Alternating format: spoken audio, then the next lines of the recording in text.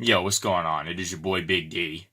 And for those of you who are not aware of the story with DesertEagle90 the other night, well, I'll tell you.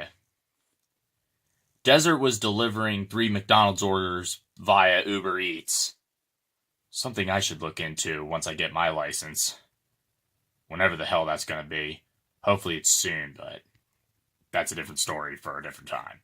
But anyway, so Desert was delivering these 3 McDonald's orders. It was 3 Mega Big Macs, or I don't know what the exact name is, but he was delivering it to this person, to this house, and he ends up going there, and turns out the person who placed the order wasn't even home. He tried to reach out to him over a dozen times, but still no answer, so the order ended up being canceled.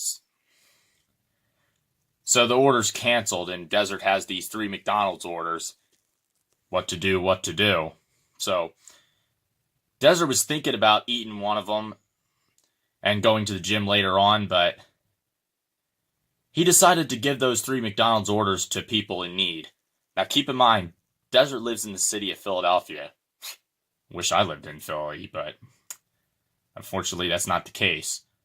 But that's not the point. The point is, if you walk through the city of Philadelphia, especially at night, you will see people sleeping outside. It's really depressing. And I've met Desert at the beginning of the Eagles season, the very first game where he faced the Falcons, unveiling the Super Bowl banner. I met Desert that day, and I had to walk home. I had to walk to the speed line through Philly at night in order to get back to Jersey. And I saw quite a number of homeless people sleeping outside. It's really depressing to look at. Keep in mind, that was in September when I walked through it. Like, beginning of September, it was still summer, almost fall. Imagine seeing that now, in the dead of winter. Yeah. Can't say I envy them one bit. Yeah, my own life sucks, but yeah, it could be worse. You could be like them. But Desert he walked over. He has the story and he has the videos on Instagram. I'll leave his Instagram down in the description box if you don't know it already, or you could just look up his name if you ain't following him already. He ended up recording himself taking the McDonald's orders and handing them to people sleeping outside so they have something to eat. As if I didn't already have mad respect for Desert in the first place. This amplifies it tenfold. I'm not exactly sure if I would have done the same thing in his position. Knowing me, I would have at least, before I even did anything, my first thought, I would probably just look inside and see if it's anything good. Keep in mind, I don't like cheese. So I wanted to look inside and see if I could to see if it was anything I liked. And if it is, I'll probably eat one of them and give the rest to my family. If not, I'll probably give the rest to my family.